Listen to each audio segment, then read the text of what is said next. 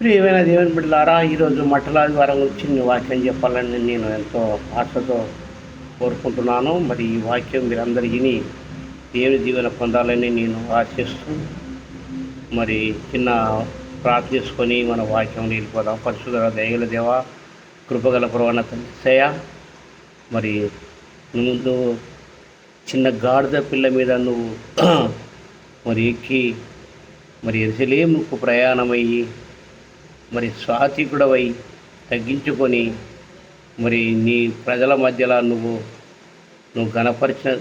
కనపరుచుకున్న దేవుడు నా తండ్రి సార్ నీకే విశ్వసిస్తావు నాయన. మరి నీ నీ నామంలో నేను ఈ వాక్యం చెప్తున్నా కాబట్టి మరి ఇన్న బిడ్డలు ప్రతి ఒక్క బిడ్డ కూడా ఈ వాక్యం అర్థం చేసుకొని మరి నేను కొని ఆడాలని మా ప్రభువు మా దేవుడు యేసయ్య నామములో ప్రార్థించి వేడుకుంటున్నాను తండ్రి. ఆమేన్. మరి ప్రియమైన దేవుని బిడ్డలారా, మరి యేసయ్య నామములో మీకు శుభం కలుగునుగాక. మరి ఈరోజు మన వాక్యము మత్తయి 21 అధ్యాయం 21 నుండి మనకు 10 వచనం వరకు మనం చదవాలని నేను కోరుకుంటున్నాను. కాబట్టి ఈ వాక్యం అందరూ కూడా విని దేవుని దీవెనలు పొందాలని ఆశిస్తున్నాను. తర్వాత యెరూషలేమునకు సమీపించి ఓలివ చెట్ల కొండ దగ్గర ఉన్న బెత్ఫగేకు వచ్చినప్పుడు యేసు తన శిష్యులలో ఇద్దరిని చూసి, మీ ఎదుటనున్న గ్రామమునకు వెళ్ళుడి. వెళ్ళగానే కట్టబడి ఉన్న ఒక గాడిదయు దానిలో ఉన్న ఒక గాడిద పిల్లయు మీకు కనబడును. వాటిని ఇప్పి నా యొద్దకు తోలుకొని రండి. ఎవడైనను మీతో ఏమైనను అనిన విడలా అవి ప్రభువునకు కావలసి ఉన్నవని చెప్పవలెను. వెంటనే అతడు వాటిని తోలి పెట్టునని చెప్పి వారిని పంపినం. ప్రవక్త వలన చెప్పబడినది నెరవేరునట్లు ఇది జరిగను. అది ఏమనగా, ఇదిగో నీ రాజు సాత్వికుడై గాడిదను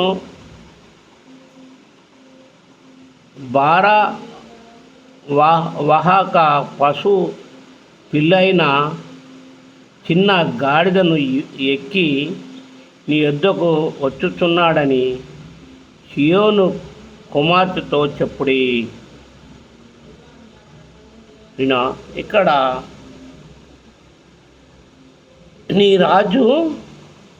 ఇదిగో నీ రాజు సాత్వికుడై గాడిదను భారవాహక పశువు పిల్ల అయిన చిన్న గాడిదను ఎక్కి నీ యొద్దకు వచ్చుచున్నాడని సీయోను కుమార్తెతో చెప్పుడి అని ఇక్కడ వాక్యం కనబడుతుంది. మరి ప్రభుగారు తన శిష్యులతో ఏం చెప్పాడంటే, ఒక ఊళ్ళకు పోయి అక్కడ ఒక గాడిద పిల్లని విప్పరండి, ఎవరన్నా అడిగితే అది ప్రభువుకు కావలసిందని అంటే వాళ్ళు ఇచ్చిపెడతారనే వరకు వీడు పోయి తీసుకొచ్చారు. కాబట్టి ఇక్కడ వాక్యం ఎట్టుందంటే, మరి ఇది ప్రవక్తలు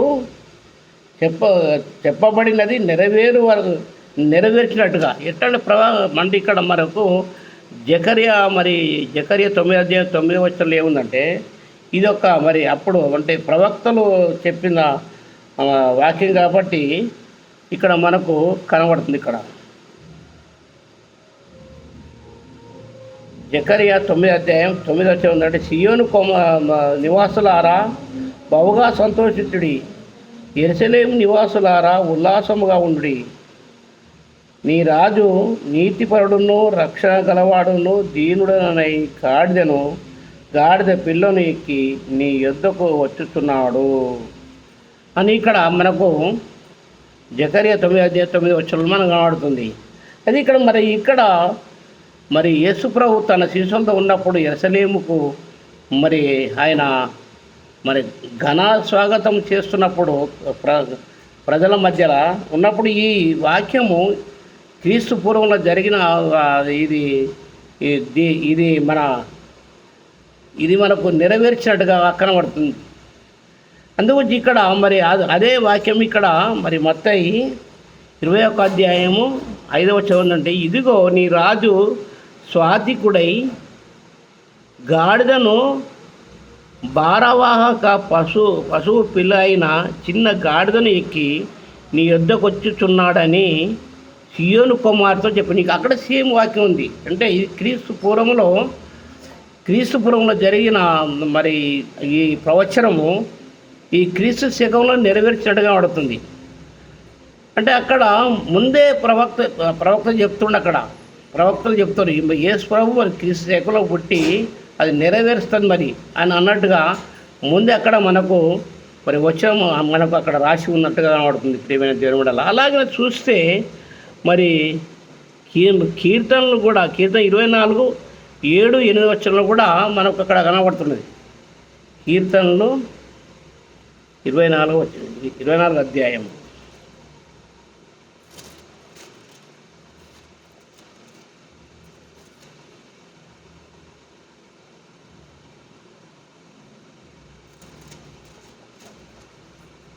24 అధ్యాయము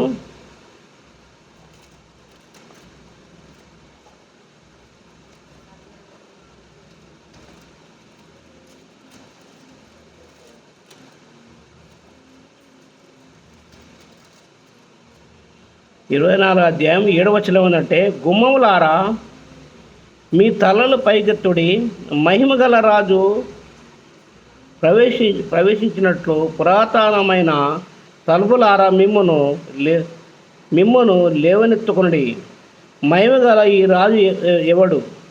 బల శౌర్యము గల యెహోవా, యుద్ధశూరుడైన యెహోవా. గుమ్మములారా మీ తలలు పైకెత్తుడి,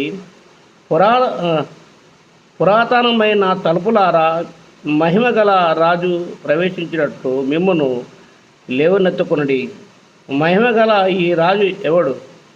సైన్యులకు అధిపతియగు యెహోవే, ఆయనే ఈ మహిమగల రాజు అని ఇక్కడ మనకు కీర్తన మరి దావీదు గారు రాసిన కూడా ఇది క్రీస్తు పూర్వంలో జరిగిన వచనము మరి యేసు ప్రభు కాలంలో మరి మనకు జరిగినట్టుగా కనబడుతుంది ప్రియమైన దేవుని బిడ్డలారా. అయితే ఇక్కడ మనము మరి యేసు ప్రభు గారిని ఘనపరిచినట్టుగా కనబడుతుంది. అయితే మరి వచనంలోకి వస్తే ఇక్కడ అదే యోహాను 12 వచ్చిన దృష్టం కూడా అక్కడ కూడా మనకు కనబడుతుంది.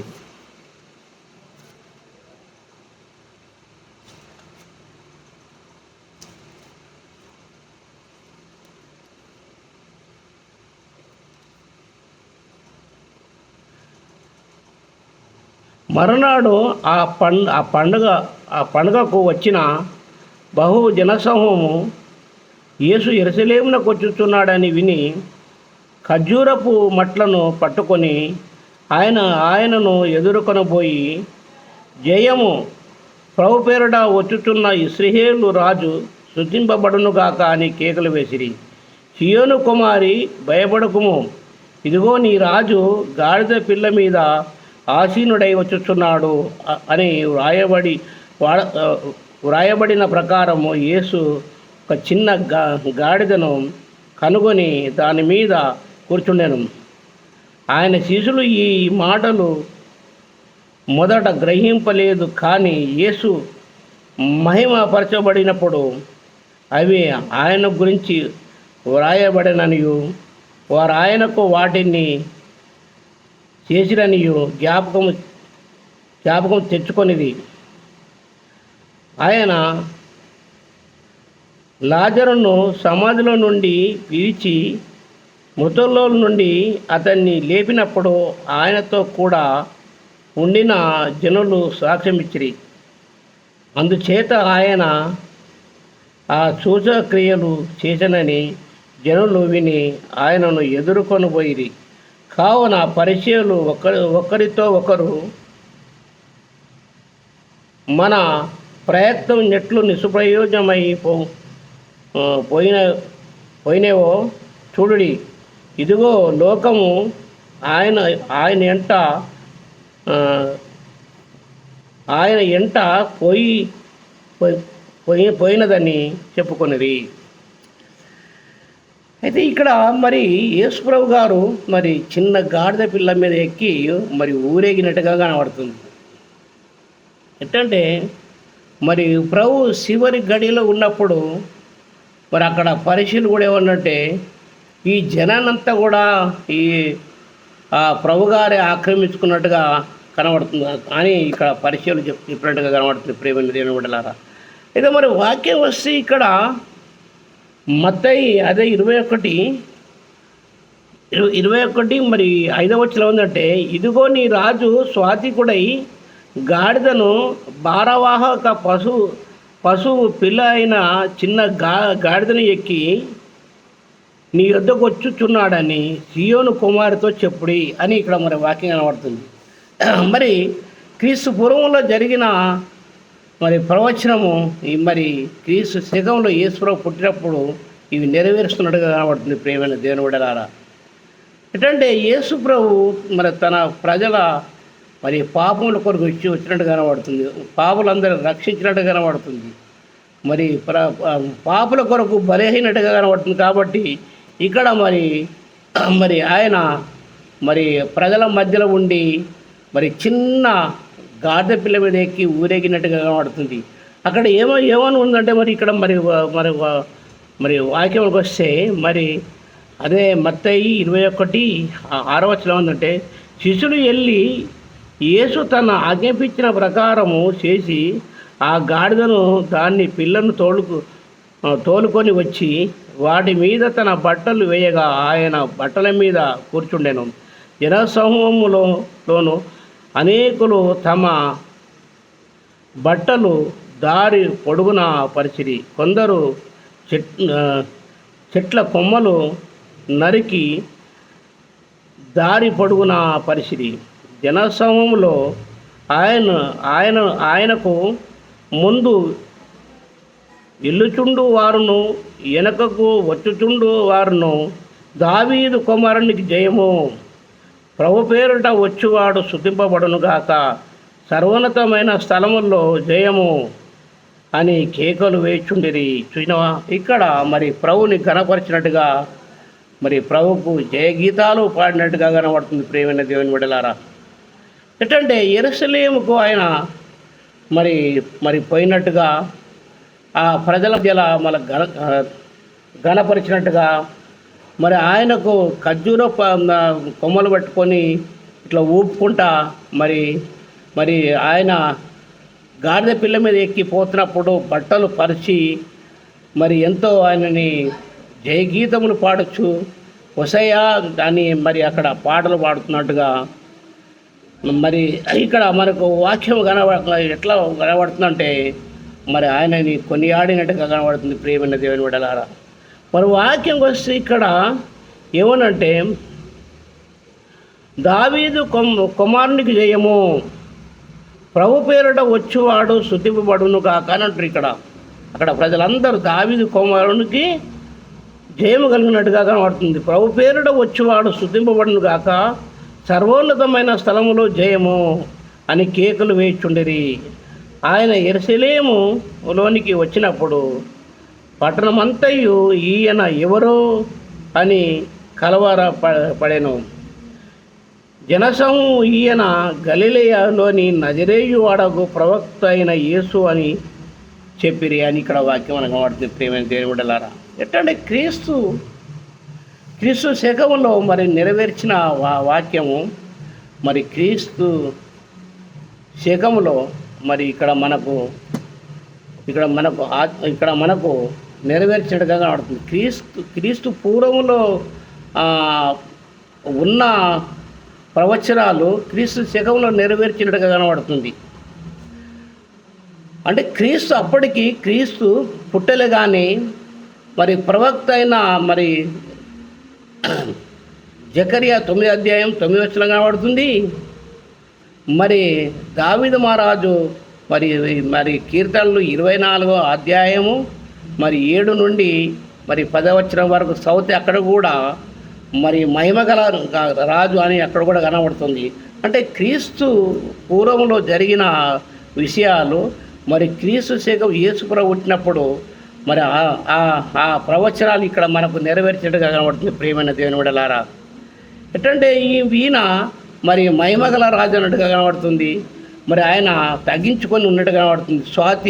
స్వాతికుడు ఇక్కడ ఏమన్నంటే వాక్యం ఏమన్నంటే ఇదిగో నీ రాజు స్వాతికుడై గాడిదను భారవాహక పశువు పిల్ల అయిన చిన్న గాడిదను ఎక్కి నీ వద్దకు వచ్చుతున్నాడు.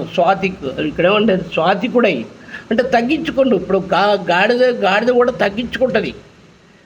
మరి గాడిద కూడా ఎన్నో బరువు వస్తుంది కాబట్టి అది తగ్గించుకుంటుంది. మరి యేసుప్రభు కూడా స్వాతికుడు అంటే తగ్గించుకున్నవాడు అన్నమాట. మరి ఆయన కూడా తగ్గించుకొని ఒక పెట్టండి.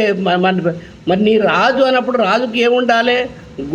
గుర్రం మీద పోవాలి, మరి రథాల మీద పోవాలి. కానీ మరి రాజు అని ఇక్కడ పదం ఏముందంటే నీ రాజు స్వాతికుడు అంటే తగ్గించుకొని గాడిదను భారవాహక పశువు పిల్ల అయిన చిన్న గాడిదను ఎక్కి నీ యుద్ధకు వచ్చుచున్నాడు. చిన్న గాడిద పిల్ల మీద రావాలని ఏమున్నది? రాజు అన్నప్పుడు గుర్రం మీద రావాలి, లేకపోతే రథం మీద రావాలి. కానీ ఈయన తగ్గించుకుండు. అందుకే మరి మత్తయి మరి 5వ అధ్యాయం 9వ వచనం ఏంటంటే స్వాతికులు ధన్యులు వారు భూలోకంలో స్వాతంత్రించుకుందామని ఇక్కడ వాక్యం మనకు కనబడుతుంది. ఇక్కడ అంటే తగ్గించుకొని ఉన్నట్టుగా కనబడుతుంది. మత్తయి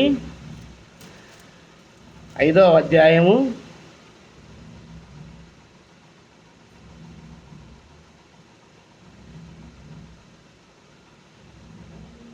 5వ వచనం ఇక్కడ మరి మత్తయి 5వ అధ్యాయం 5వ వచనం ఏంటంటే స్వాతికులు ధన్యులు వారు భూలోకమును స్వాతంత్రించుకుందరు. మరి ఎట్టంటే స్వాతికుల్లో ఇద్దరు కనబడుతారు, యేసుప్రభు మరి తర్వాత ఎవరంటే మరి మోషే కూడా స్వాతికుడే కనబడుతున్నాడు.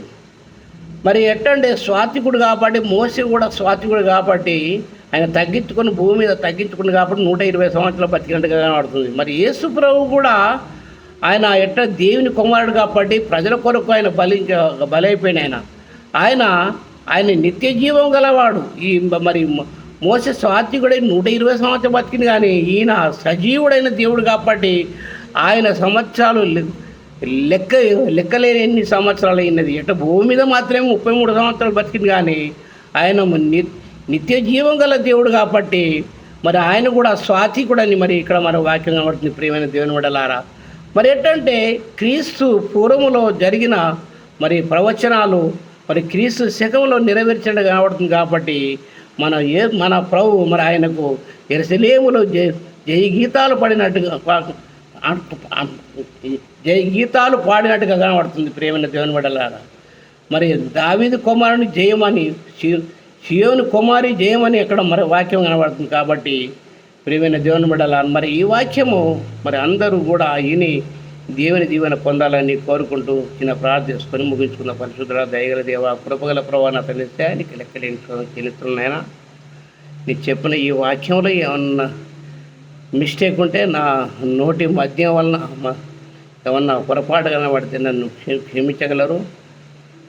మరి ప్రభువైన మన యేసయ్య నామంలో నేను కూడా ఎన్నో చర్చల పడి తిరిగి వాక్యం చెప్తున్నా కాబట్టి ఈ వాక్యం ప్రతి ఒక్క బిడ్డ కూడా అర్థం చేసుకొని దేవుని దీవెన పొందాలని ఆశిస్తూ మన యేసయ్య నామంలో మిమ్మల్ని మీకు నిండైన దీవెనలు ఉండాలని యేసయ్య నామంలో ప్రార్థించి వేడుకుంటున్నాను తండ్రి. ఆమేన్.